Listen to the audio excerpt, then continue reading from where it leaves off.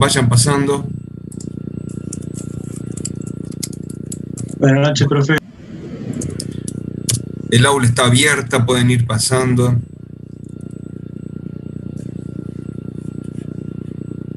¿Qué cuentan? ¿Cómo va? ¿Cómo va esta segunda parte? Ahí tiro. Ya está, ya dejé el otro trabajo. Complicado el otro. Gaspar, ¿cómo anda usted? Siempre muy participativo en la clase. Todo bien, profe. Por lo menos, ¿usted cómo anda? Muy bien. Muy bien. Preocupado por los que andan mal y preocupado por cómo, no sé, cómo está pegando esta segunda vuelta. Agradecido porque mi vieja se vacunó ayer. La segunda dosis. Ya es un resguardo más grande. Tiene como 85 y quiere seguir cumpliendo años todavía. Y ahí anda. ¿Ustedes cómo la llevan? Digo, cuídense porque esta segunda vuelta está viniendo fuerte para los pibes, ¿no? Yo lo mismo le digo a mis hijos de 25 años, los dos, y que andan dando vueltas por ahí. Bueno, el que estudia arquitectura no tanto, está todo el día metido acá en la pieza y estudiando y mucho y sale de vez en cuando. Pero el otro que tiene que trabajar en la calle y en las obras siempre digo que se cuide porque si bien él tuvo el año pasado, ya se le fueron todas esas defensas. Y no tiene vacuna y está con mucha gente siempre. Lo mismo ustedes, ¿eh? Así que tienen que cuidarse. Bueno, ya somos 48, 20:46. Yo les cuento la idea de la clase de hoy. Programé algo para 1:35 y tranqui. Si quieren hacer algunas preguntas sobre el proyecto, podemos verlo. Si no, la tiramos para revisar separándonos por grupo para el día, ya que es más tarde, lo vemos el día jueves, más tranqui, todo grupo por grupo, sin hacer teoría el jueves. Y hoy vemos un poco de teoría que tenía intenciones de trabajar en eso. Así que ya sigue entrando gente. Cómo van buscando datos, viendo información, viendo algunas cuestiones de esas, ¿qué les parecen? Cuando yo les tiro así alguna idea, por ejemplo, ahora venía con una idea, ¿no? Digo, mientras va entrando la gente, yo voy a poner una nota que sacó Infobae. No por leer Infobae, porque Infobae también hay que empezar a seleccionar, ¿no? Infobae, Cuba, inflación. Con respecto a eso, ¿no? Y sacó una nota que la peor inflación de los últimos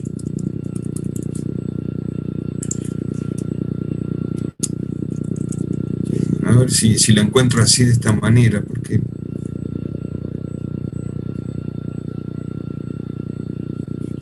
vamos a quitarle la palabra uva, que se está complicando viendo uva.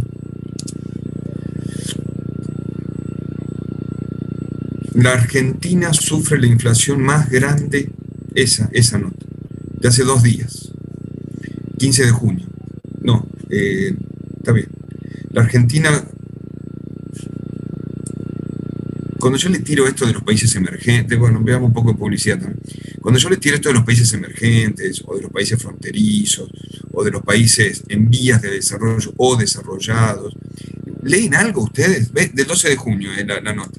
Ese día la leía yo. La Argentina sufre la inflación más grande y persistente en la historia de la humanidad. Como consecuencia del alto ritmo de sube de precio del consumidor que sufre el país desde 1946, se han perdido instituciones esenciales en las cuales la economía y la misma vida se tornan inviables. Es un análisis de este señor, Guillermo Laura, donde habla de el peso moneda nacional acusa el efecto de la inflación más grande y persistente en la historia 181 veces más la gran inflación alemana del 21. El nivel de precios dice que, bueno, eso dice en Argentina 816 billones aumentó un peso, desde el 46 hasta el presente. Hay dos funciones, eso es estadística, no sirve. Ello invalida dos funciones esenciales de la moneda: ser una unidad de medida confiable y ser reserva de valor. Eso hacen los países que tienen moneda, una unidad de medida confiable y una reserva de valor. Queda limitada a un tercer instrumento, una tercera función de la moneda: ser instrumento de cambio. O sea, tengo plata, la cambio por un valor, por un bien. Ser valor de intercambio. Y habla, realmente está lindo como para leerlo, de los poderes del Estado, del Congreso de la Nación, hacer sellar moneda y fijar su valor, y de las extranjeras, como deber implícito del Estado. Y justo me gustaba porque Irving Fisher habla.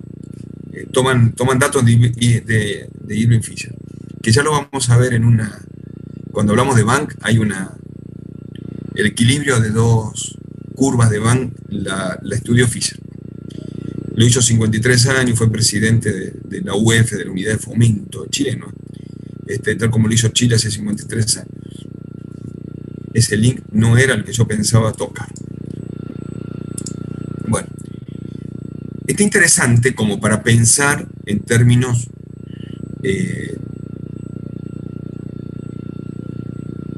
entender qué es la inflación y a qué se debe. Bueno, nada, una cosa que para que lean. Y a veces, no sé si leen o por ahí les gusta algún tema, como para verlo. No para que lo vean ustedes, ¿no? Bueno, rentabilidad comercial, parte 2. Nunca las segundas partes fueron buenas. Bueno. Lupin sí, estuvo lindo. Me gusta por dos cosas. No solamente porque es francés, sino porque muestran Francia. Y ellos muestran París, ¿va? En realidad, más que Francia. Y a ellos les gusta. ¿No? A ellos les gusta su país y su ciudad. Hay en Francia un sentido, en París sobre todo, ¿no? Debido a Haussmann, un arquitecto que diseñó, un constructor que diseñó París, hay un gran sentido de lo que es el espacio público y de lo que son los grandes parques y las grandes fachadas de los edificios. Por eso se cuida tanto. Habíamos visto, ahora sí arrancamos, ya somos 60, podemos empezar a trabajar 59. ¿Qué pasó? ¿Qué pasó con el que se fue? Ya estamos tomando lista para ver quién se fue. Bueno, esto de no verlos, no saben lo que me complica.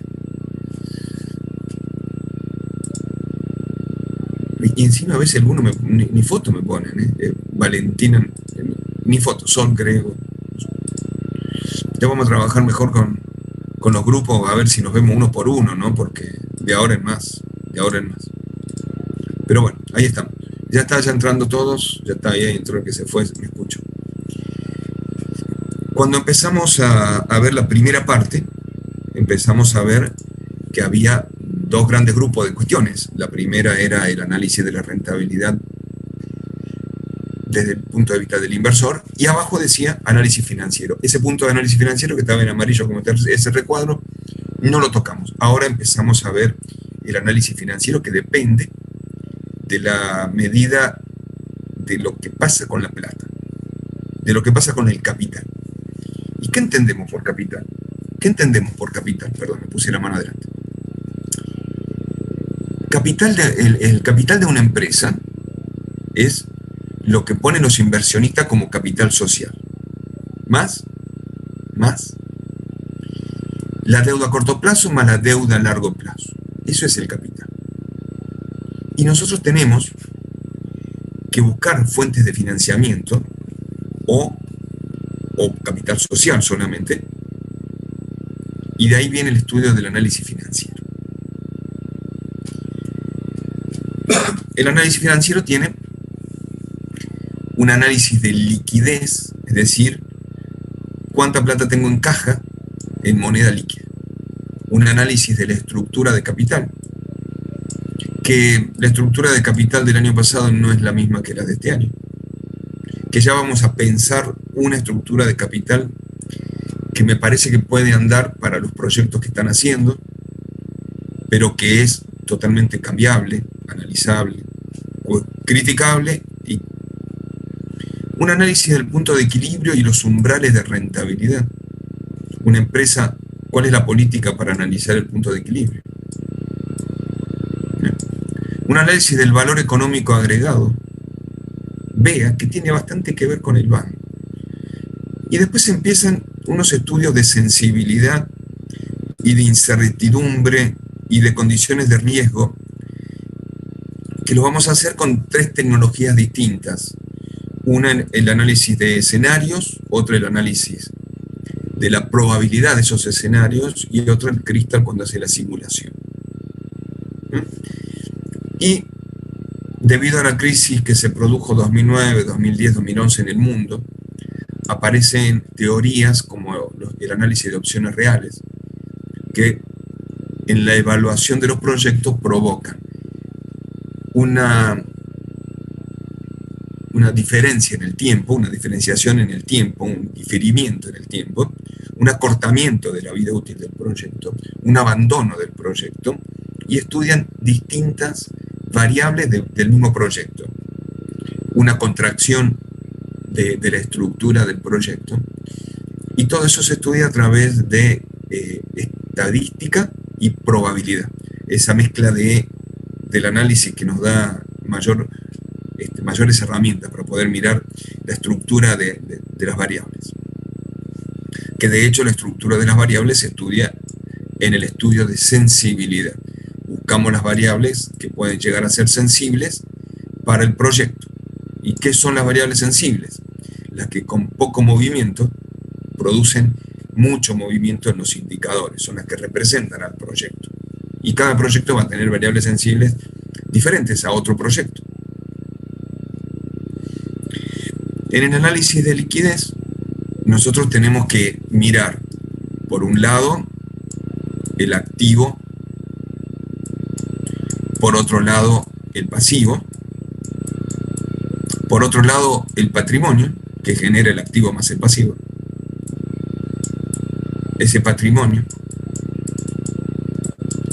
Y cuando veo liquidez, veo deuda a corto plazo y deuda a largo plazo.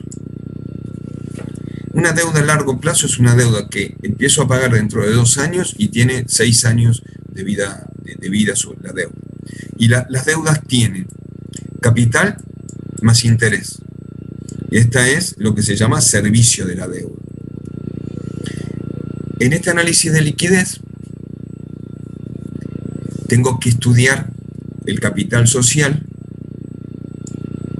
y los tipos de financiamiento desde la característica de si son suficientes o si son eficientes.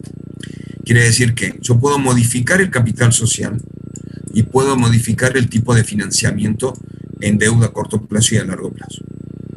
Siempre y cuando tenga que los déficits de caja se tienen que cubrir todos los años, o con crédito bancario a corto plazo, o eliminando alguna entrada o salida de fondos. Pero tengo que cerrar caja. Todos los años el cierre de caja se tiene que verificar. El otro punto, es importante, viendo desde el punto de vista del financiamiento, cuáles son a largo plazo los valores de financiamiento adecuados que puede tener la empresa. Si puedo o no tomar deuda a largo plazo. Ya tengo una variable en la deuda. No puedo tomar una deuda que no sea a una tasa menor al TIR, que me produce el estudio de Vanity TIR. Es decir, yo cuando voy a gestionar un crédito, primero me voy con la idea, ¿cuál es mi TIR? Y si el TIR es 20, trato de gestionar financiamiento por debajo de la TIR. Porque sé que la TIR va a ser la última tasa que va a producir un pago de capital e intereses de mi deuda con liquidez genuina, no comiéndome capital y no comiéndome patrimonio de la empresa, que eso es el vaciamiento que dicen que se produce en la empresa. Lo otro que tengo que verificar cuando hago un análisis de liquidez, y no hay que estudiar mucha economía ni saber grandes valores económicos, sino mirar estas 4 o 5 variables que nosotros estamos poniendo desde la economía, aplicadas a lo que son los estudios de rentabilidad de la evaluación de los proyectos. No vamos a ser licenciados en economía, no. Vamos a ser ingenieros que analizan proyectos. Por lo tanto, cuando hablamos de capital social, de financiamiento, de déficit de caja, que son las palabritas que hoy estamos analizando en esta primera placa, vemos también que el inversor me va a pedir dividendos. Entonces, lo que yo tengo que verificar en este análisis es que realmente pueda pagarlos con recursos genuinos del proyecto y no con créditos, porque de hecho a veces confundimos y tenemos mucha liquidez en los primeros años y en realidad es liquidez de crédito y no liquidez, o sea, no tenemos moneda corriente en la caja, sino tenemos moneda de crédito, y crédito, si yo saco crédito para pagar al inversionista no me sirve. Entonces realmente los dividendos y la renta que le pago a los accionistas o a los capitalistas o a los inversionistas tiene que ser con recursos genuinos. Estos indicadores van a ser de este estilo.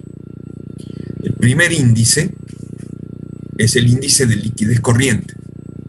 Habla de plata, habla de 2 valores, activo corriente sobre pasivo corriente. Este valor es un número.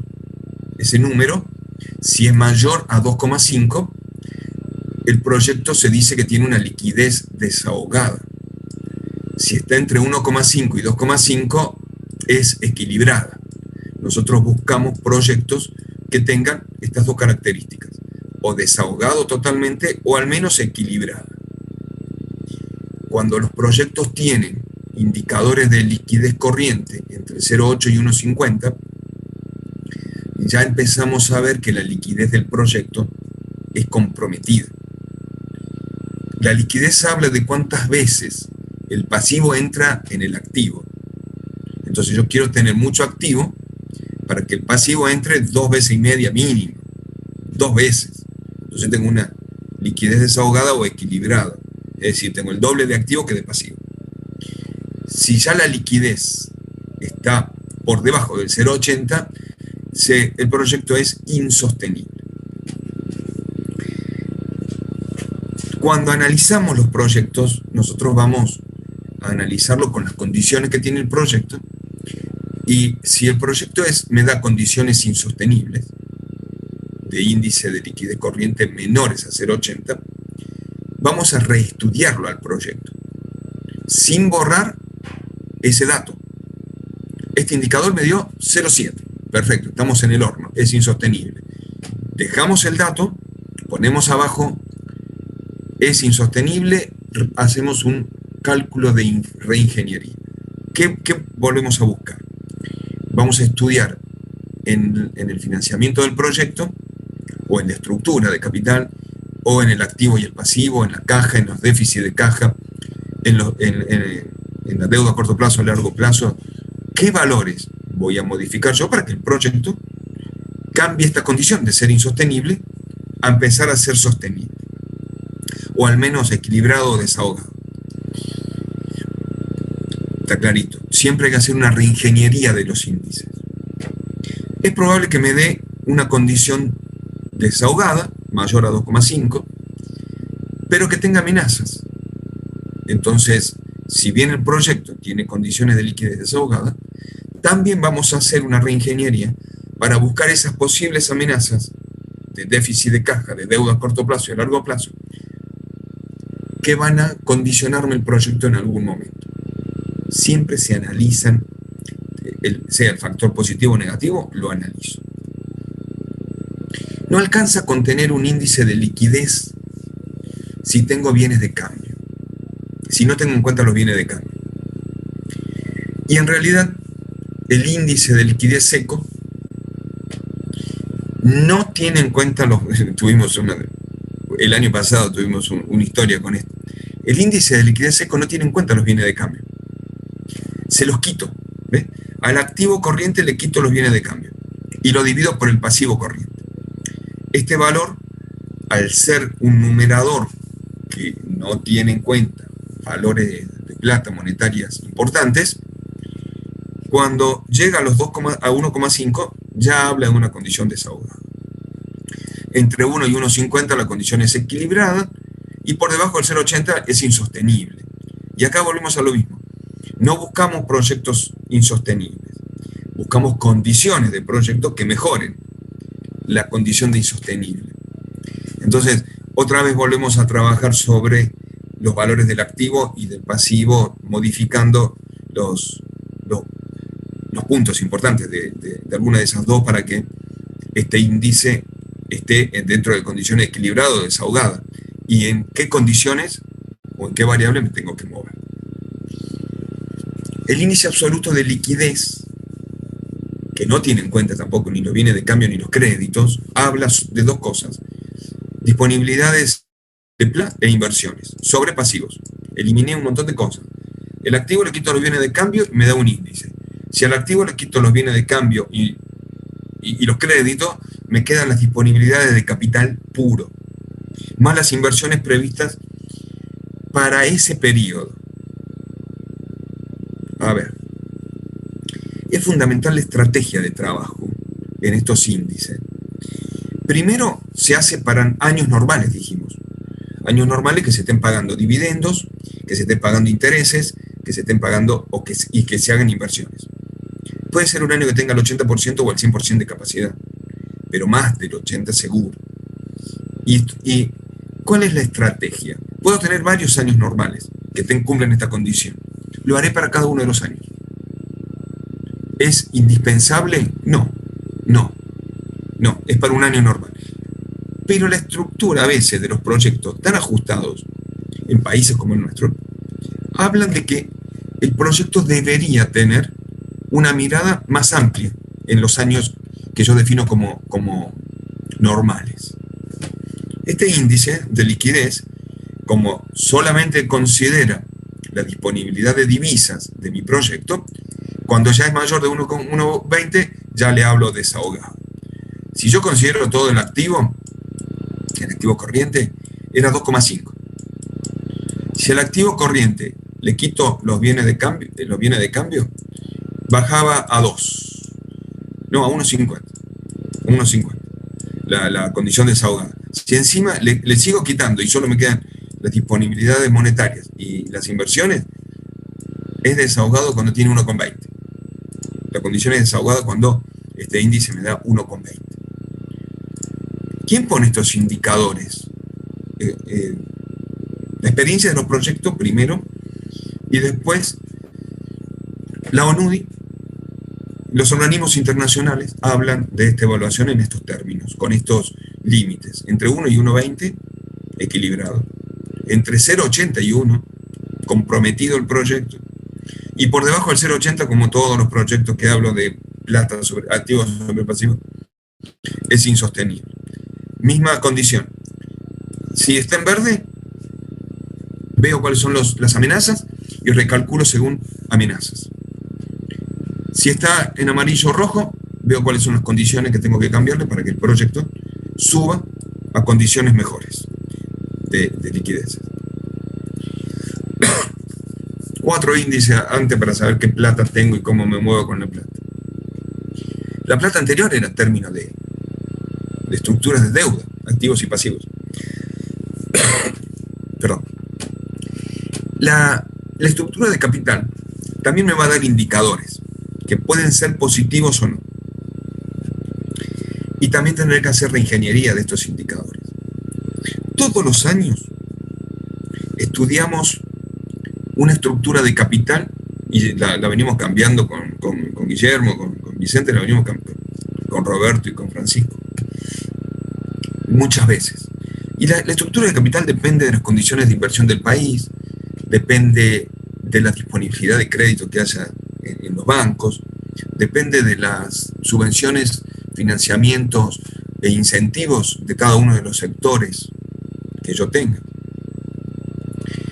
Y habla de cuál es la fuente de capital que yo voy a tener.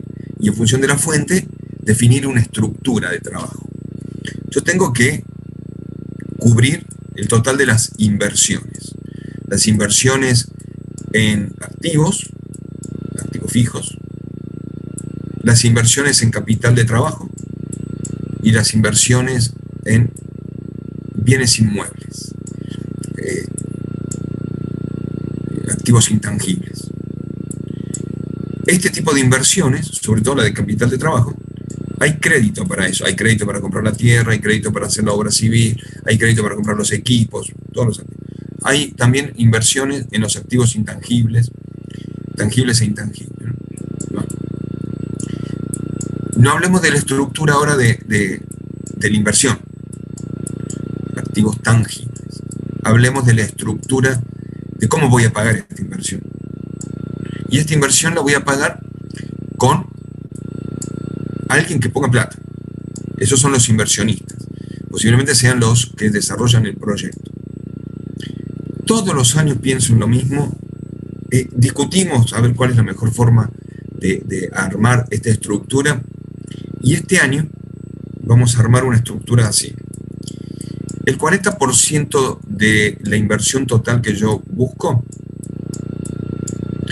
y esto cópienlo, saquen una foto cuando yo termine, el 40% va a ser capital social. Capital societario, capital de inversionistas. Vamos a poner otro 40% en deuda, otro 40% en deuda a corto plazo, para poder comprar equipamiento, máquina, terreno, obra civil, deuda a corto plazo.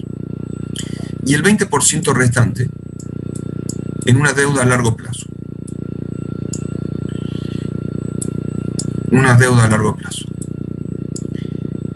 Esta estructura puede venir bien para todos los capitales que están manejando ustedes y los sectores que están manejando ustedes. Sí, la verdad que sí. Y si la cambio, bueno, no importa, hagan 50-50, 70-30. Busquemos cuál es la mejor opción para el sector. A mí me parece que primero plantear esta estructura de capital según la fuente de financiamiento que tengo, va bien. Ahora puede ser otra. Puede ser otra. No nos cerramos en esta estructura ni de casualidad. De hecho, a lo mejor el sector tiene más incentivos del Estado o incentivos de bancos, tiene más bonificaciones en distintas, tiene más créditos, bonificaciones de impuestos, bonificaciones de tasas, tiene más crédito, por lo tanto, lo voy a tener que tener en cuenta a la hora de armar mi estructura de capital. Bueno, ¿qué es el capital social? Capital social que dijimos que teníamos en 40%, el 30 o el 50%, la verdad que da lo mismo, estamos solamente analizando una estructura, que puede o no servir, que años atrás sirvió, este año puede servir, fue cambiando también.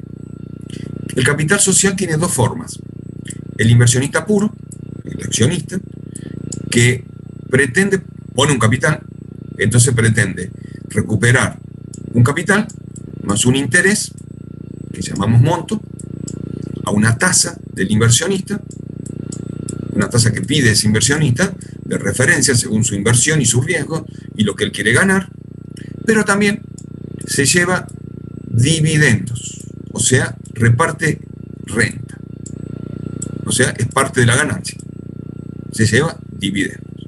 Otro grupo de inversionistas que lo vamos a llamar colaboradores, este colaborador y este inversor casi a veces es la misma persona. Alguien invierte 1 millón como inversionista y 1 millón como colaborador. El colaborador se lleva el capital más el interés que puso, requiere recuperar el capital en un cierto tiempo, a una tasa que pretende, que generalmente es menor que la del inversionista, ¿sí? Menor que la anterior, menor que esta tasa, pero es una tasa mayor que la del mercado de capitales, seguro, porque le conviene, pero no se lleva dividendos. Ahí viene la gran diferencia. No se lleva dividendos. Estas dos personas vamos a tener dando vuelta en los mercados comerciales de inversión, con capitales de riesgo. Y depende también del tipo de empresa que tengamos. La deuda a corto plazo la vamos a considerar según lo que uno pueda negociar en el banco que uno se pueda sacar crédito, o el sector donde pueda sacar crédito. Pero una buena estructura de deuda a corto plazo es una deuda que tiene 3 o 4 años y una tasa que la vamos a tener que analizar según el banco, pero 4 años, no más de eso. Y es una deuda que puede tener el primer año como año de gracia. O sea, este año de gracia, y creo que en el otro curso no lo expliqué así. Eso siempre me pasa lo mismo. Un año de gracia, no te dan más que eso. El año de gracia puede ser de dos maneras distintas.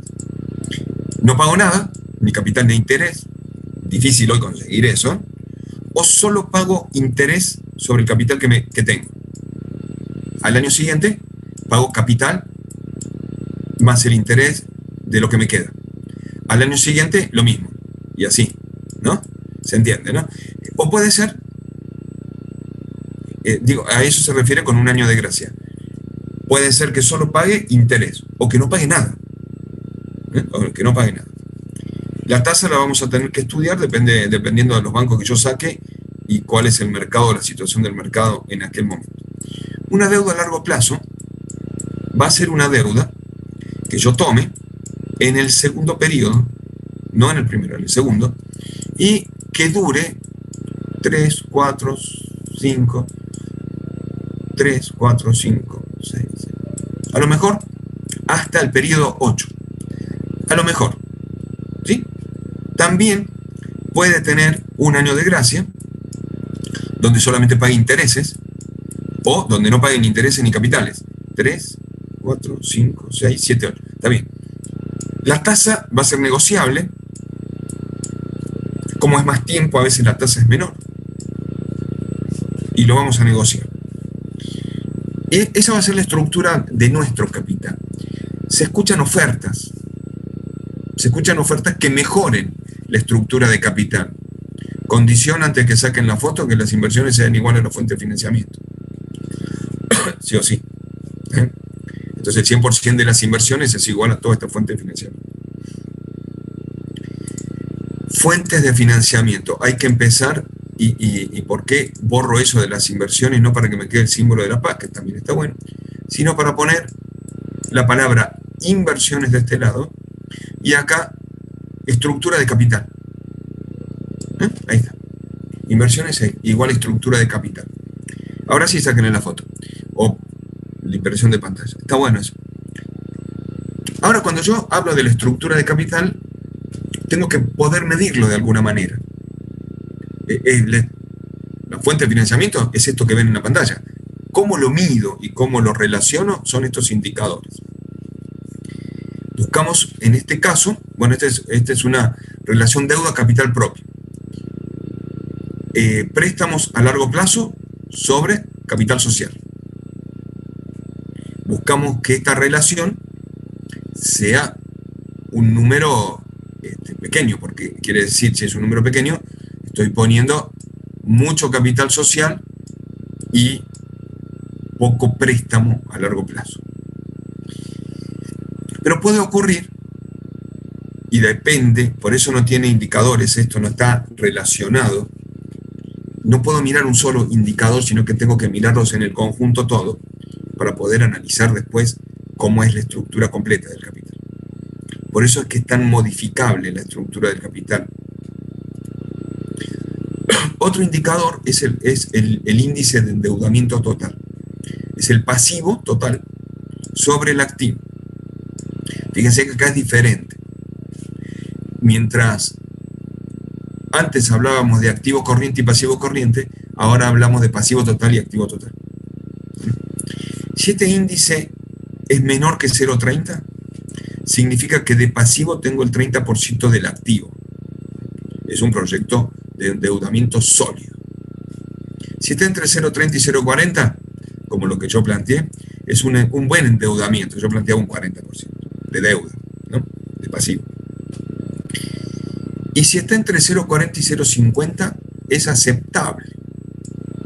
Pero si ya el endeudamiento es mayor al 0,50, tengo la mitad de deuda que lo que tengo en activo, el endeudamiento es pesado. Entonces tengo que buscarle la manera de, y vuelvo a decir, los indicadores no se leen en un solo proyecto, sino que se vuelven a reestudiar en el conjunto. Otro buen indicador es mirar el índice de endeudamiento a corto plazo. Otra vez, pasivo corriente sobre activo total. El 30% de la deuda es sólida, y entre un 30 y el 40 es un buen endeudamiento, entre un 40 y un 50 es aceptable, y mayor a un 50 se dice que es pesado el proyecto. Entonces reestructuramos la deuda. No queremos que se vea afectado el inversionista con esto, porque habla de capital social y de activos.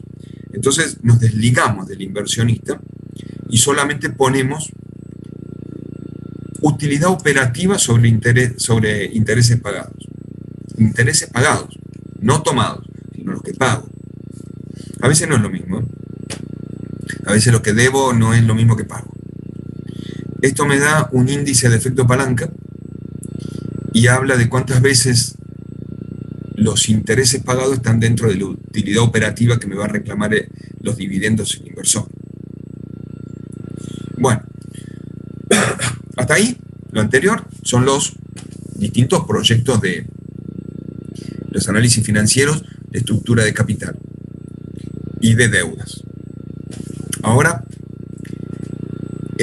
aquellos se analizaban para un año o para un año normal y los años que estén alrededor de ese año normal para ver cómo se modificaba toda esa estructura completa. Los análisis de punto de equilibrio y de rentabilidad como política de gestión, nosotros pensamos que se tienen que hacer todos los años, porque todos los años me va a dar cuáles son los puntos de equilibrio donde los ingresos, solo por venta, se igualan a los costos totales. Pero los costos totales tienen una parte de costo fijo más una parte de costo variable. Ese costo variable depende de la cantidad multiplicada por un valor que es el precio variable por unidad. Entonces, primero vamos a suponer algunas cuestiones para calcular este punto de equilibrio. Que es fácil analizar costo fijo y costo variable, a veces no es tan cierto. Que, y esto ya está cambiado para nuestro país, vamos a tomar precio de venta a valor constante por unidad. Y que el precio de insumos materiales y el costo variable se supone una proporcionalidad entre estos factores. No tenemos en cuenta inflación. Para nada. La inflación la vamos a tener en cuenta en otro análisis. El proyecto puede ser de un producto único o de varios productos, pero yo lo analizo al punto de equilibrio para un único producto fundamental. A ver, esta gaseosa roja que CR7 corrió y puso agua, se analiza para esa, no se analiza para las demás naranjas o no tiene tónica. Se analiza para eso. Bueno, el análisis del punto de equilibrio me va a dar el umbral de rentabilidad físico, que es la cantidad de productos que yo tengo que vender, primero fabricar y después vender, para que se produzca el equilibrio entre el ingreso y el costo. Y otro valor más, el umbral de rentabilidad económico, que es cuánta plata tengo de ingreso y que es igual al costo ese año. Sí, yo no entiendo por qué no. ¿Qué pasó en el chat? Nada. Bien, vamos a ver cómo se calcula. En este gráfico tenemos los costos fijos. Pesos, unidades productivas en el eje de las X. Pesos, valor en dólares o pesos en el eje de las verticales, de las ordenadas. Los costos variables no están puestos en este gráfico. Aquí están puestos el costo fijo, que es este gráfico, que es esta línea, costo fijo, siempre se mantiene lo mismo dependiendo, no depende de la cantidad. El costo variable es esta curva, esta recta, paralela al costo total, tiene el mismo pendiente, con la diferencia de que el costo variable arranca de cero cuando no tengo producción ni venta, es cero el costo variable. Y el costo total es el costo fijo que siempre tengo más el costo variable. Costo fijo más costo variable. Ya lo borro esto. Y esta otra curva, esta otra recta que tengo hasta acá, se llama ingreso por venta. El ingreso por venta es cuánto vendo cada unidad. No sé qué hice ahí. ¿Qué pasa con mi cabeza? Pues no era un desigual que le quería poner. Era un igual. ¿Qué es el ingreso por venta? Es la cantidad que vendo por el precio de venta de cada una unidad. O sea que es una recta que empieza en cero, porque si no vendo nada es cero, y que va creciendo con una pendiente igual al precio de venta. Bien, costo fijo más costo variable. Cuando el costo fijo y el costo variable sumados me dan el costo total y lo igualo al ingreso por venta, tengo el umbral de rentabilidad como punto de equilibrio. Miro hacia abajo el eje de las X y veo umbral de rentabilidad físico, cantidad producida. Miro hacia el eje de las Y y veo umbral de rentabilidad económica, cantidad de pesos que son iguales, o de dólares, unidad monetaria, que son iguales a el ingreso por venta y al costo. Un valor menor producido, como este valor Q1, menor a lo que es el umbral de rentabilidad físico, produce este valor desde aquí hasta aquí, en la línea de los costos, produce este valor de costo. Y produce este valor desde aquí hasta aquí de ingreso. Por lo tanto, tengo ingresos menores que costos. Esto es pérdida. Y este es el valor, y pasa lo mismo para toda la cantidad producida por debajo del umbral de rentabilidad físico. Por eso me conviene saber año por año cuál es el umbral de rentabilidad físico, porque tengo bien identificados los costos fijos y variables y puedo saber cuándo estoy en condición de pérdida. Si esto fuese una línea recta, no la voy a borrar. Para una cantidad mayor producida que el umbral de rentabilidad físico, hacia este punto tengo el ingreso por venta. Y este punto de aquí tengo el costo. La diferencia entre ingreso y costo me da un valor que son las utilidades. Anterior a este ingreso tengo pérdida, posterior a la cantidad tengo utilidades. Buscamos siempre producir más y venderlos que el umbral de rentabilidad físico del punto de equilibrio. Buscamos condiciones de Q2, que tenga mayores ingresos por venta que costos. Como política de gestión se calcula para todos los años. Bien, vamos a otro indicador importante, otra herramienta de gestión, que es el VEA, valor económico agregado. El valor económico agregado, sí, con eso, sí, Gaspar, tal cual. La otra gaseosa lo va a tratar de contratar para que le suba los... Es increíble la imagen. A mí a veces me pasa lo mismo, ¿no? Yo me pongo determinada ropa y cuando salgo en Carlos Paz, esa marca crece sustancialmente. Bueno, no importa. Angelo Paolo es. Sí. ¿Por qué habremos salido tan fieros, no? Miren, de chico lo que la teníamos que remar, porque uno puede ser fiero, pero fiero y pobre ya es mucho, ya es too much. Bueno, dejémonos de hablar pavada. ¿Cómo andas, Guillermo? ¿No te va bien? Bien. Me alegro. Che, cómo se reniega en la calle, ¿no? Qué poca plata que hay y que... Pero bueno, hay que seguir trabajando en estas condiciones. El valor económico agregado es un excelente indicador. Nació hace poco. Digo, en otras materias estudiamos criterios del 60, el valor económico agregado nació hace 10, 12 años. No como opciones reales que a lo mejor todavía están en estudio de tesis. El valor económico agregado ya es teoría aceptada. Yo tengo en una empresa una balanza. Si eso fuese recto, le pongo una balanza que se mueve y de este lado voy a poner las utilidades operativas después de impuestos, el UODI, EBITDA en inglés, el UODI.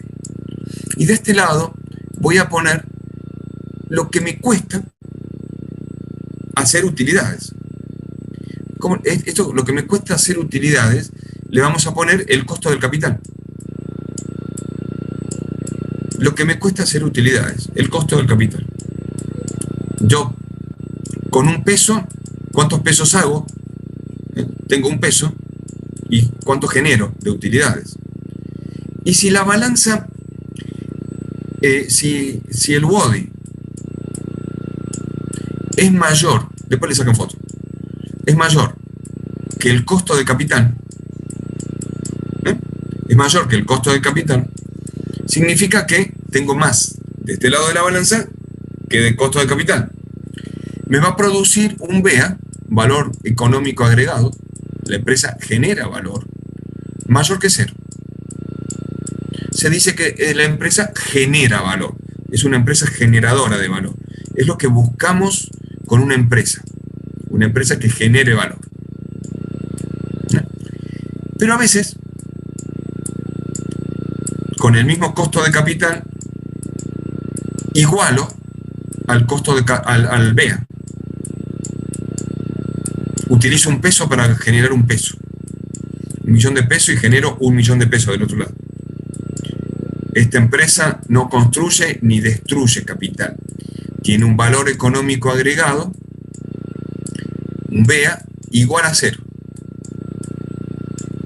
Es indistinto, no me satisface ningún proyecto saber que estoy sacando la misma cantidad de plata que pongo. A veces una empresa le cuesta 2 pesos generar 1, porque la utilidad operativa es menor que el costo, y voy a poner una palabra acá, ponderado del capital, porque es todo el capital que yo estoy poniendo en juego, todo el capital. Entonces, esta empresa tiene un BEA menor que cero y es una empresa destroyer, que destruye capital. Una empresa que destruye capital no me conviene, no la busco, no la uso, ni la tengo en cuenta, porque no genera utilidad, destruye capital. Por otro lado, y estoy analizando el BEA sin saber lo que es el BEA, por otro lado, como yo calculo los BEA todos los años, voy a tener un BEA para el año 1, un BEA para el año 2, un BEA para el año 3, un BEA para el año 4, y ese BEA lo voy a multiplicar por cada año por la tasa que me pide el inversionista y lo voy a retrotraer en cada uno de los periodos, actualizando los BEA. Voy a hacer una sumatoria como hago con el BAN, desde 0 hasta n periodos, y me va a dar un indicador nuevo que se llama MEVA, valor económico de mercado, que es la construcción de BEAs futuros actualizados en empresas que construyen valor económico agregado. Y eso está bueno, porque a lo largo de mi proyecto voy a ver qué construyo, qué cantidad de valor económico construyo, qué plata estoy generando con la empresa. De eso se trata este indicador. Y es muy importante porque me da el valor que yo voy a poder vender mi empresa. El valor que yo vendo mi empresa va a ser igual a lo que tengo en la empresa, lo voy a llamar patrimonio neto, más el valor económico de mercado generado por la empresa a lo largo de la vida útil de la empresa, del proyecto. Y me corregí, la vida útil del proyecto. La empresa puede continuar su vida. Más o menos bonificaciones o recargos. ¿Por qué? A ver, porque puede tener deuda la empresa, entonces yo compro la empresa con deuda y queda bonificada. O puede tener más plata y se la resto la deuda, ¿no? O puede tener que cobrar plata de ingreso por venta que no están cobrando y yo la compro hoy y sigo cobrando plata por unos meses, entonces le sumo valor a esa empresa. Pero en realidad la empresa, ¿cuánto vale? Patrimonio neto más producción de EVA futuros. Eso vale una empresa. Bien. Una indicación importante. ¿Qué le pasa a Gaspar? Hable. Una consulta de si esto es para un solo producto o para todos los de una empresa. No, yo dije que lo hacemos solamente para el producto rojo con 2 hielos. No, lo hacemos para el producto estrella. De ahí en más, después los demás se van como ponderando, proporcionando a este producto cuando tengo más de un producto en general, y nosotros lo vamos a hacer para un solo producto. Bien, le preguntaría que por ahí algunos productos pienso que puede tener el BEA negativo y no ser malo, sino que te ayuda el posicionamiento o algún cliente para la empresa. A ver, el BEA habla más de una gestión gerencial y no de una gestión de mercadotecnia, ¿eh? Habla más de la gestión comercial de la utilización de los capitales. Yo justo iba a decir esto, ¿no? No habla de factores de comercialización. Más bien, cuando uno habla de factores de comercialización, está hablando de BAN. El BAN es un indicador que trabaja o afecta la mirada productiva. Fíjense que el BAN habla de corriente de liquidez entrante menos salientes. Y entrantes van a ser costos productivos, materia prima, esos son salientes. Entrantes van a ser precio de venta, ya habla de mercado. Entonces, cuando alguien quiere echar al gerente productivo, se fija en los BAN. Si los BAN me dan negativos o muy bajos, llamo al gerente productivo, llamo al gerente de venta, de compra, y le digo, muchachos, esto no va, no estamos generando el BAN que yo quiero.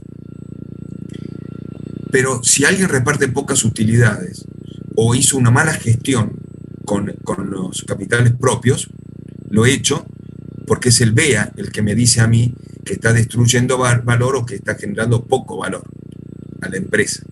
Entonces, de eso se trata el BEA, de echar a la cúpula gerencial. Es un indicador que mira la gerencia, o sea, cómo gestiono y qué política tengo de gestión de la utilidad del dinero. ¿Cómo calculo el BEA? Ahí viene el punto. Lo que yo te puedo decir, Gaspar, que normalmente este indicador es muy utilizado en empresas grandes y trabajan, como decía Ricardo, en premiar y dar bonos o promover, vamos a decir, a los gerentes dándole bonos en función de los rendimientos que tuvieron. Sí, sí. Ricardo los echa, yo los premio. No, Ricardo no tiene piedad, ¿eh? Es que uno tiene que ver la parte negativa, la parte positiva que la vea otro. Nosotros somos ingenieros de riesgo, trabajamos sobre lo negativo. Claro, es cierto eso. Está bien, alguna vez tengo que ver el vaso medio lleno. El BEA, dijimos que era una balanza entre el WODI y el costo total del capital utilizado, que está en dos partes el costo del capital utilizado. El capital utilizado y el costo promedio ponderado de ese capital. ¿Sí? Costo promedio ponderado del capital. El WODI en algún momento vimos cómo se calculaba y en realidad es lograr las utilidades netas y llegar y sumarle los intereses pagados. El WODI es utilidades netas más intereses pagados. Y utilidades netas salen de utilidades brutas menos utilidad bruta. A la utilidad bruta le quito la depreciación, a esa depreciación le quito los intereses, me queda la utilidad operativa, que esa utilidad operativa le quito el 35% de lo que pago como impuestos y le sumo los intereses pagados nuevamente. La utilidad quitada de impuestos es la utilidad neta. Bien, como capital utilizado tenemos el patrimonio que tiene la empresa más la deuda a largo plazo más la deuda a corto plazo. ¿Y qué es el costo promedio ponderado? Es el costo de capital, el CC, costo de capital, y acá hago una aclaración. En algunos libros el CC está como C asterisco, así que si lo ven igual es así, es una tasa, C asterisco. Puede ser la tasa de utilidades distribuidas sobre patrimonio. Si yo tengo las utilidades distribuidas sobre el patrimonio, tengo lo que le cuesta el capital. O puede ser que CC es el costo que me pide el inversionista, el 20%. Pueden ser las utilidades operativas sobre la inversión.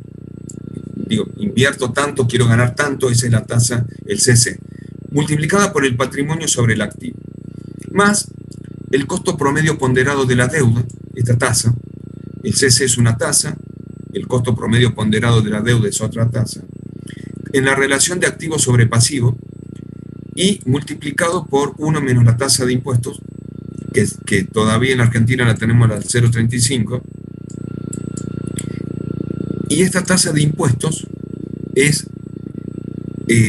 ¿por qué le quito el impuesto? 1 menos 35 quiere decir sin impuestos, porque los pasivos no tienen impuestos, por lo tanto la deuda no lleva impuestos. Por eso también a las utilidades netas le quito los intereses anteriores, porque no quiero pagar sobre los intereses que yo pago impuesto a las ganancias. Entonces a la utilidad bruta le quito el interés para pagar solamente sobre la utilidad operativa los impuestos. Bien, entonces con eso calculo el BEA. Y después, una vez que calculo el BEA, hago el análisis que hice anteriormente. ¿Genera valor? ¿No genera valor? ¿Destruye valor? ¿Es cero? ¿Cómo es la política de gestión de utilización de capitales? Esto ya lo habíamos visto, pero, perdón, voy a cerrar la puerta.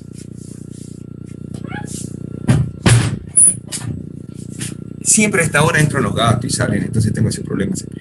Fíjense que en la columna de la izquierda, vuelvo a la clase, ya está, tengo los activos. ¿Y qué es el activo?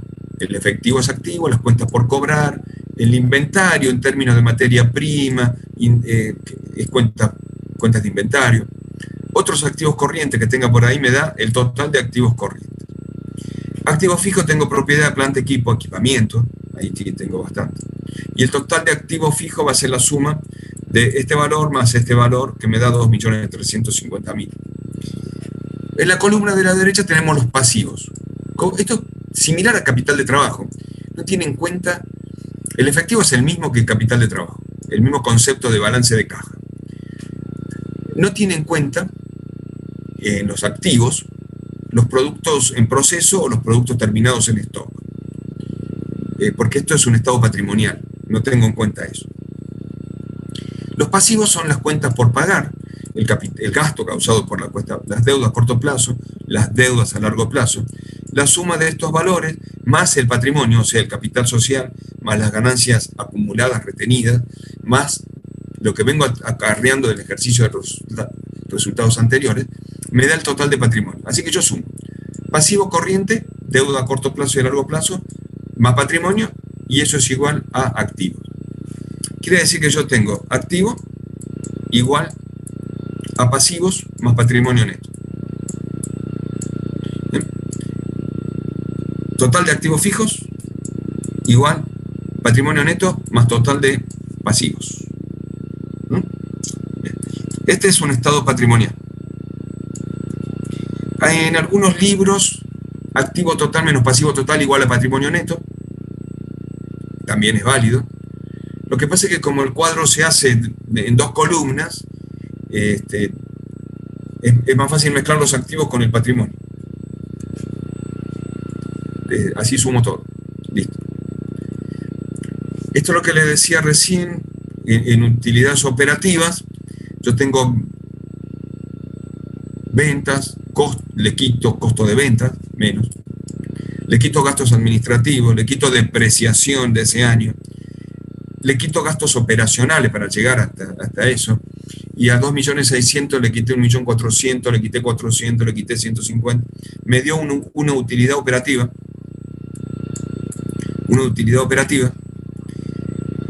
de 550.000, que le quito los intereses pagados y me da una utilidad operativa antes de impuestos de 350, que le quito el impuesto a las ganancias y me da la utilidad neta. Que esta utilidad neta le sumo los intereses, otra vez, estos 200.000, y me queda el WODI, utilidad operativa antes de impuestos, después de interés, después de impuestos, que es 427.500. Eso es el cálculo de la utilidad operativa. 200.000 más 227, 427.500. Este es mi WODI. El WODI lo puedo calcular para muchas cosas y después lo calculo para el BEA. Un balance, no importa, habla de lo mismo, habla de activos y pasivos, ¿no? Véanlo, estado de resultado, y me meto rápidamente a esto porque tengo la intención de hacer un ejercicio. Variables sensibles en un proyecto son las que por su magnitud o por su modificación modifican indicadores sustancialmente. Y los indicadores de la rentabilidad nacional y de la rentabilidad comercial, todos los indicadores. Ahora, ¿cómo se modifican esos indicadores? Depende de cada proyecto, primero, y después depende de cada estado de reglas jurídicas, de cada estado de reglas económicas y financieras que hacen el contexto sustentable para la inversión. Tengan en cuenta que hay un contexto que estamos buscando que sea amigable para la inversión. Ese contexto amigable va a ser un conjunto de normas jurídicas, financieras, económicas, que me van a determinar, junto con los indicadores, la posibilidad de la inversión. En general, variables sensibles tengo cantidad, precio de venta, y esto habla de mercado. Tengo mano de obra, y esto habla de valores intrínsecos al proyecto. Tengo materia prima, y tengo insumos, si los compro acá adentro, si los compro afuera. Es decir, y otros, no sé. Pero un juego de todas estas variables que suben o bajan en distinto porcentaje, que se mueven, subiendo o bajando en distinto porcentaje. Por ejemplo, si tengo mercados recesivos, la cantidad va a bajar. Si tengo mercados inflacionarios, los precios de venta van a subir, pero también va a subir la mano de obra, y si compro en el exterior, los bienes de cambio a precio de moneda extranjera van a cambiar y van a subir porque mi moneda no es fuerte, entonces compro en el exterior o no tengo acá.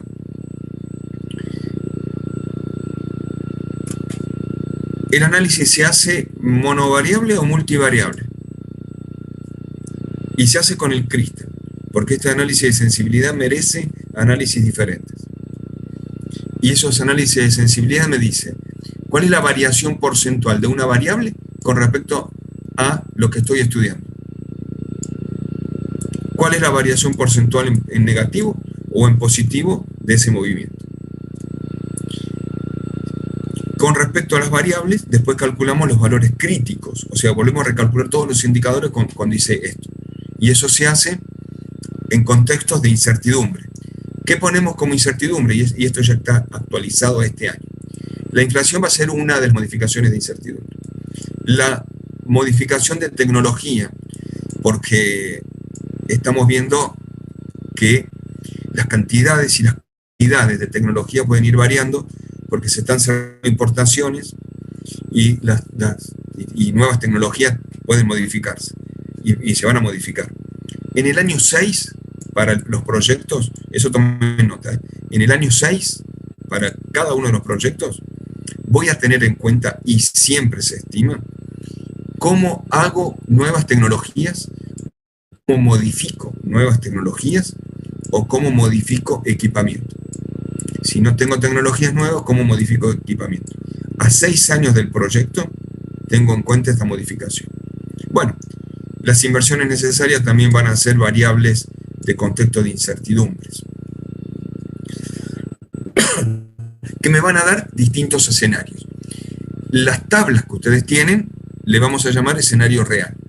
Vamos a copiar las tablas y vamos a modificar alguna de las variables que ustedes crean que va a poder ser modificable en algún proyecto, por ejemplo, expandir el mercado y bajar el precio de venta, y lo vamos a llamar escenario optimista. También vamos a tener un escenario pesimista, cuando la mano de obra tenga que crecer y el precio de venta disminuya, por ejemplo, interviniendo una o más variables iguales. Y al menos estos 3 escenarios los vamos a tener en cuenta para hacer un análisis de equivalente de certezas a través de estadística. Si hago 5 escenarios y hago escenarios retractivos o escenarios en expansión de proyectos, mejor. No va a ser obligatorio, también lo tenemos que tener en cuenta. Pero sí vamos a estudiar escenarios.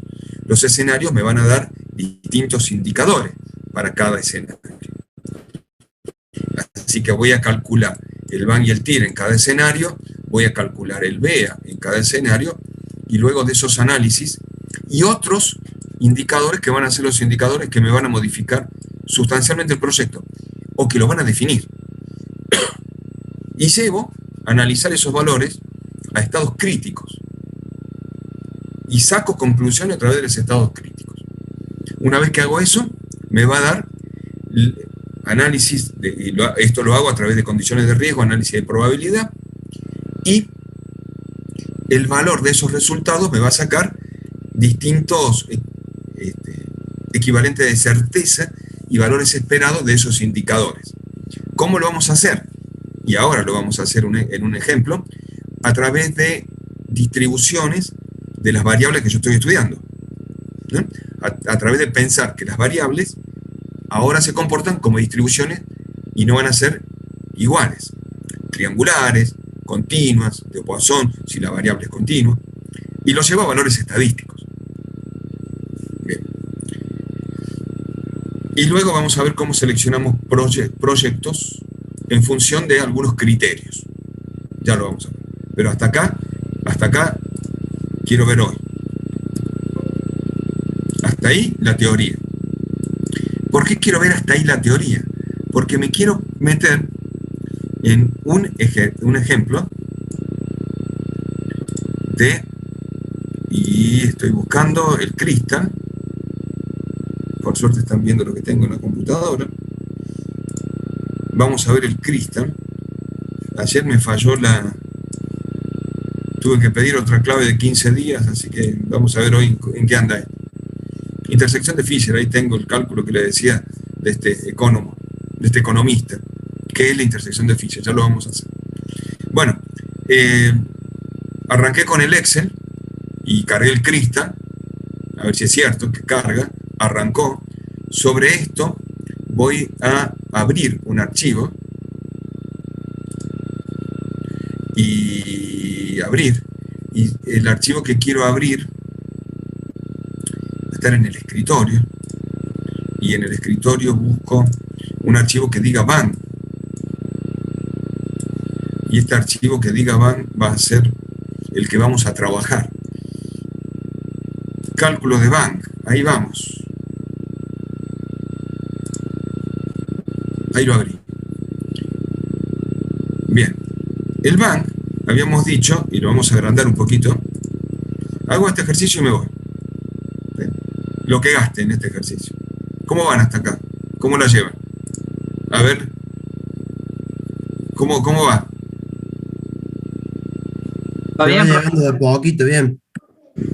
Y esto hay que masticarlo, por eso vamos tranqui.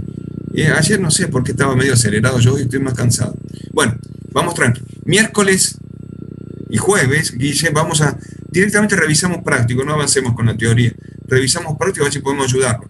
Si obviamente no hay nada, eso es lo que le decía a los chicos, ¿no? Bueno, vamos a trabajar en este ejemplo que es el inversionista me pide una tasa del 11% y del 13%. Yo lo voy a analizar en esos valores. Las tasas hoy pueden estar en el orden del 30, 37, como se está más o menos trabajando dentro del mercado de capitales, pero esto es un ejemplo nada más. Vamos a ver, y yo lo agrandé un poquito a esto para que lo podamos ver mejor, ustedes lo puedan ver mejor. Vamos a ver que cuando calculo el BAN, voy a estudiar corriente de efectivos como ingreso por venta y efectivo de valores, intereses sobre valores. Cobro intereses sobre la deuda que tengo de cuando yo dejo la mercadería. Y esto en el año 2002, 2003, en este periodo, para el periodo en que está construido, no vendo, entonces no cobro. Pero ya en el año 2004, que estoy en plena producción, cobro 7.000 de ingreso por venta, 8.700, 9.000, voy cobrando, y está la línea de los valores de cobro de ingreso por venta, 7.000, 8.700, 9.500, 12.000. Más los intereses que cobro, el total que estoy haciendo es 7.100, 7.000 más 100, 8.900, 7.000, sumo los valores de ingreso por venta. Y de salida de efectivos, o sea, corriente de liquidez saliente, tengo el aumento del activo fijo, que son las inversiones fijas que hago este año, los gastos previos a la producción, no preproducción, un aumento de capital de trabajo año por año, y del año 2008 en adelante no tengo nada, entonces encima estoy leyendo esta tabla, porque obviamente creo que llegué al 100% de la producción o ya se cubrió el capital de trabajo. Tengo costos de explotación, que esos costos de explotación están dentro de la comercialización. Costo de explotación tengo 5.000, 6.400, 7.000, ahora se lo dejo le dejo este ejercicio en el Telegram. Tengo impuestos por el pago de intereses. Bien, entonces, entre la entrada de efectivos, 0 para este año, y la salida de efectivos, 3.250 para este año, tengo una corriente de liquidez neta de menos 3.291. Para este año, 0 de ingreso, y de egreso 5.127, que es la suma de esto que estoy acá. Me da menos 5.127. Este año tengo 7.100 y salen 7.500, tengo todavía negativo. 8.900 que ingresan, 8.300 ya tengo el primer positivo. Bueno, tengo corriente de liquidez neta y esta corriente de liquidez la puedo ir acumulando año por año, pero veo que esta acumulación está mal. Yo no puedo acumular corriente de liquidez en distintos tiempos. Por lo tanto, no me está dando un buen valor. ¿Se entiende? Entonces estoy errándole en esto. Saco esta columna, no me sirve. Elimino esta columna, veo que la calculo mal y la elimino.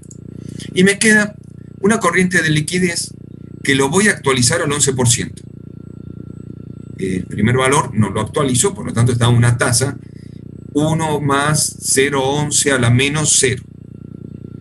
1 más, este valor de corriente de liquidez por 1 más 0,11 a la menos 1. Este valor de corriente de liquidez por 1 más 0,11 a la menos 2. Por 1 más 0,11 a la menos 3, a la menos 4, a la menos 5, a la menos 6. Y acá las acumulo. El primer valor, más el segundo, más el tercero, más el cuarto, más el quinto, más el sexto, más el séptimo. El último de los valores acumulados es el BAN, porque es la suma de las corrientes de liquidez actualizadas, acumuladas. 230. Poquito, no importa. 230. Pero positivo al 11%. Hago lo mismo para el 13%. Acumulo, primero actualizo, luego acumulo, y me da menos 666. Negativo. Pero con 2 puntos de diferencia en tasas, de 230 positivos, pesos, cayó a 661. No solo es positivo, sino que tengo un margen de flexibilidad muy poquito. Podría pensar yo que el BAN es muy volátil, pero no lo sé si es volátil o no es volátil, pero seguro es muy poco. Pero quiero estudiarlo más a conciencia esto, Por lo tanto, ahora le voy a hacer un análisis mucho más arbitrario. Voy a ver que el Crystal estudia simulaciones. Pego la pestaña del Crystal, tengo la banda que me despliega todo esto. Habíamos utilizado el predictor, ahora vamos a utilizar la simulación. Para poder estudiar simulación, tengo que definir qué variables voy a simular. Y tengo dos tipos de variables. Aquellas que defino como supuestos, como salidas, que siempre tienen que estar vinculadas con las de entrada a través de una fórmula, el secreto del Crystal. Yo voy a pensar como variable de salida el van al 11 y lo pongo, defino supuesto, defino salida y va lento y no sé qué está pasando, pero a esta celda le voy a llamar van a 11% y le voy a poner una unidad de pesos. Ahí la definí. Se va a pintar de otro color. A esta celda, que es el van al 13%, también la voy a definir como un valor van al 13%. Y le voy a poner unidades monetarias, porque también son unidades monetarias. El Excel trabaja siempre igual, por más que tenga el Crystal arriba, estoy definiendo ese valor. A este valor lo voy a relacionar con las variables sensibles de entrada y salida. Y yo veo que una variable sensible de entrada es el ingreso por venta. Y una variable sensible de salida son los costos de explotación. Ingreso por venta tengo como variable sensible de entrada, costo de explotación de salida, porque además de ser la más grande, es la que me influye en la corriente de liquidez. A estas variables voy a pensar no que es un número, sino que ahora es una probabilidad de que existe este número. Y puede modificarse este ingreso por venta a lo largo del año y de los años, como un supuesto. Voy a definir cómo se movería esta variable. Bueno, se puede mover como una variable normal, triangular, uniforme, en realidad como un montón de variables que me maneja el Excel. Básico, normal, triangular, uniforme, las que yo coloque aquí. La pongo como normal, a ver qué me dice. La distribución normal es una distribución que tiene como parámetro de definición, y ustedes lo saben, aunque veo la cara que están medio preguntando qué estamos haciendo, una media de 7000, que es el valor más probable, media, y un desvío de 700, que yo lo puedo modificar y el desvío mío puede ser 800, 1000, lo que yo vea. Se distribuyó y la curva se aplanó un poquito, ¿no? 700 o 1800 y la curva como que empezó a estirarse. No, vamos a dejarle un medio de 800. Acepto y ahora se pintó de verde esa celda. Ya no es más 7000. Ahora es una distribución normal que va de 7000 con un desvío de 800. Todos los valores que van entre 7000 más o menos con un desvío de 800. Entre esa celda se me transformó en un cubo de Rubio ahora. De ser una celdita estática, ahora tengo una dispersión. Tengo una variable estadística. Bueno, vamos rápido. Defino lo mismo como variable normal a este valor. Todas las voy a poner como variable normal. ¿Por qué? Porque yo veo que el comportamiento de venta es una variable normal de valores estándar. Puedo modificarlo, los valores, cuando yo esté haciendo mi Crystal, mi análisis de sensibilidad. Y todas las variables que quiero poner modificadas con la celda, ¿no? Yo creo que estamos con 5, 6 de estos valores, así no consumo más tiempo. Pero a todas les dije que va a ser una distribución normal de media 13.000 y de desvío el 10% de eso, pero bueno, o puedo cambiarlo a eso, ¿no? Lo puedo ir modificando. Hasta acá, 6 datos ya me están dando a mí que, a ver, 1, 2, 3, 4, 5, 6, 7, 8 datos. 8 datos que, a ver, ahora se comportan como variables de distribución. A esto voy a suponer, fíjense que piqué al costado, entonces una distribución triangular. La distribución triangular tenía una característica: un valor mínimo, 4500, un máximo, 5400, y un valor más probable. Por default tira 5000. yo voy a pensar que esto es 4.800 y como se me cambió la distribución y acepto eso. Puedo ir cambiándole los parámetros a cada uno de estos.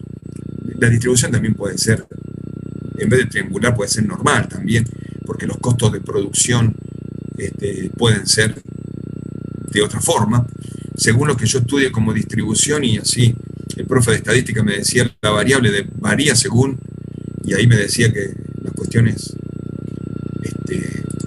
de ser humano variaba con una distribución normal, mientras que otras variables podían variar con otras modificaciones, o con otros perfiles, o con otros modos, con otros modelos matemáticos. Eso lo elijo, voy modificando según el gusto mío, o según lo que yo quiera representar también. 5, 6, 7 valores de cada uno para tirar un estudio. Pruebas que vamos a hacer 1000, 1500, las que yo quiera. 1000, porque la máquina mía anda una barbaridad. 1000 simulaciones.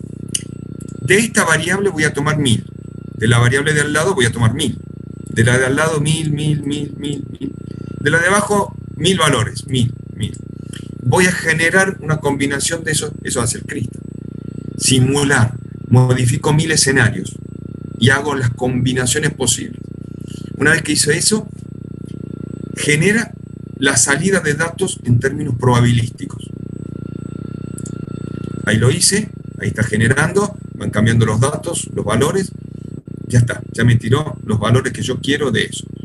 1000 datos, si tiro 1500 va a ser, ya con 500 datos que tire, no me cambia la distribución de frecuencia que yo voy a obtener. Puedo analizar los parámetros de control, los puedo mover como yo quiera. Y tengo ahora dos resultados. 996 tiro, porque los que salen fuera del régimen estadístico los cortan, no los tienen en cuenta. El Banal 11 tiene esta posible distribución, y un Banal 13 esta otra posible distribución. Yo, si quiero, me paro en el Banal 11 y digo que ajusto con la distribución, con una distribución de probabilidades. Ahora está ajustando a una distribución TED-Student, ustedes saben bien eso, ¿no? La ajusta con valor gamma, ¿no? La TED-Student la analizó y la tiró después.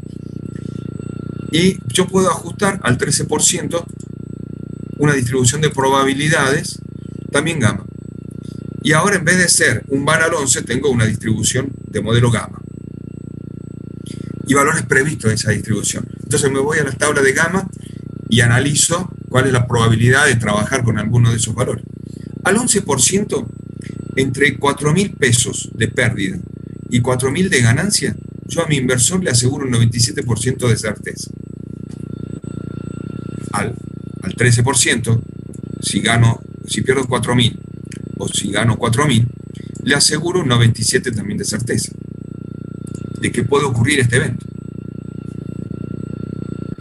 El de 13 me dice, che, yo quiero al 13%, no pierdo nada o gano 4.000.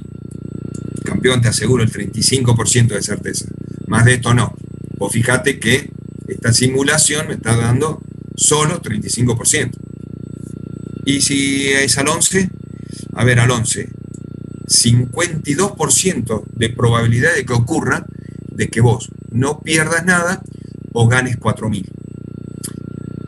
Es tan potente la herramienta del Crystal en simulaciones que 2 puntos de diferencia y ganar 4.000 al 11% tengo el 52% de certeza con esta distribución y con 1.500, con 1.000 datos modificados en 8 variables, en 16 variables. ¿Ven la potencia?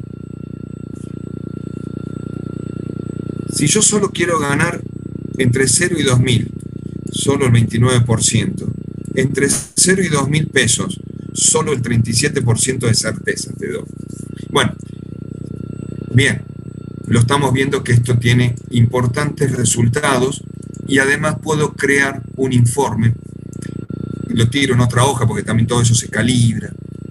Y puedo ir analizando cada una de estas cuestiones en el informe para ver de qué se trata cada uno de los valores.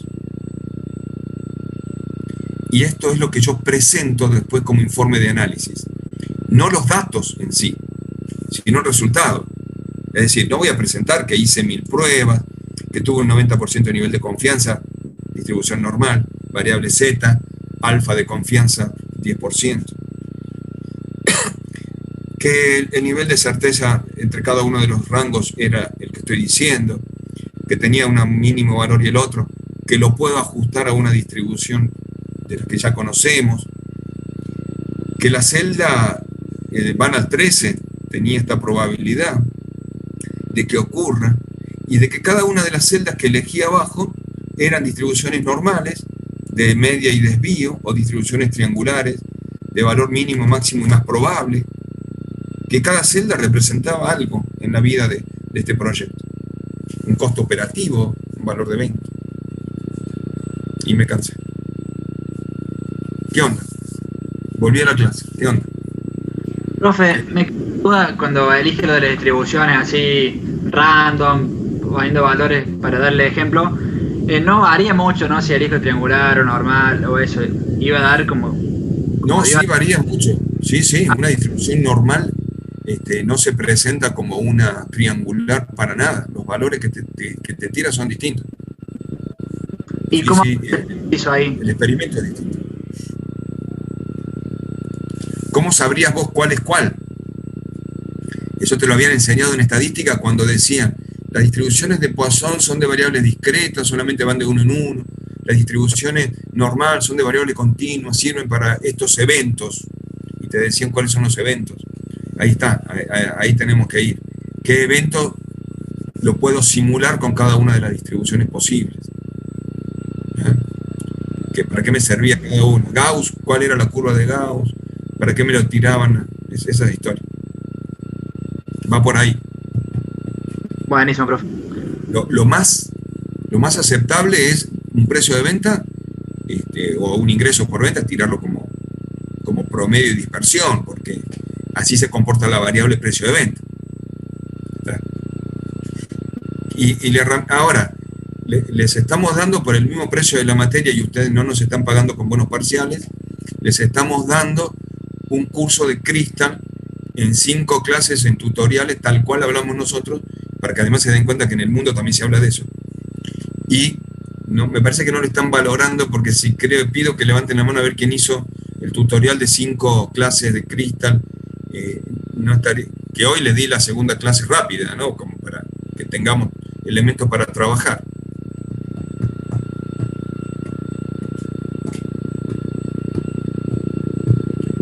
Ay, Dios, aprovechen los conocimientos. Bueno, no los reto. Está buena la clase, terminamos hasta acá, me parece. ¿Qué opinan? A ver, hablen. Yo sé lo que están pensando. Están pensando, ¿cuándo voy a tener tiempo para estudiar esto? Primer punto. Y todos después, estamos, ahí es junio, profe, quedan 2 semanas porque termine esto y estamos todos full. Yo en mi caso. Herba, ¿sabés una cosa? Yo te puedo contar. En el 90 yo estaba como vos y tenía más o menos los mismos profes. Conti, Fulvio Arias, que me daba análisis 3 y materias de industrial. Estaba como ustedes. Yo no me olvido de eso, porque en el 90 para mí fue hace poquito. Guillermo estaba más cerca de... Pero no nos olvidamos nosotros de que estuvimos ahí, ¿eh? Estuvimos donde están sentados ustedes. Sin pandemia, eso sí. La única que contó 2 pandemias era mi vieja, así que es mi vieja. Ya se puso la segunda dosis ayer. Y sí, sigue contando años. Así que yo los entiendo, pero por eso les digo, estos contenidos que están seleccionados, que el año pasado eran distintos, que el anterior eran muy distintos, porque estábamos en presencialidad, teníamos otra historia.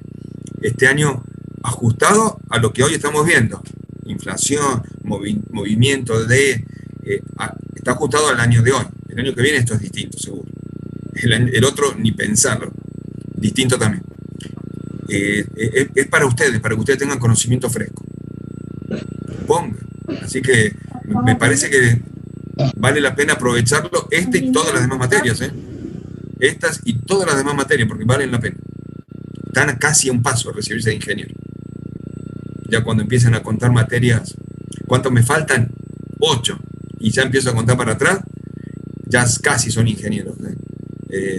Así les digo a los pibes míos, que están uno casi arquitecto, el otro casi ingeniero, ya cuentan por debajo de 10. Uno cuenta por debajo de 5 y es muy vago, y el otro, si ustedes tuvieran la mitad del esfuerzo que hace el pibe mío chico, el más chico, ya se lo hubieran recibido. Así que cada uno tiene sus habilidades. Bueno, chicos, nada, ya está. Y así fue la clase, 1 hora 35 minutos. Gracias, Guille. Gracias, chicos. Seguimos pasado mañana. Nos vemos. Bueno, profe, nos vemos. Muchas gracias. Gracias, Muchas gracias, profe. Buenas noches. Ya empezó, doctor Milán.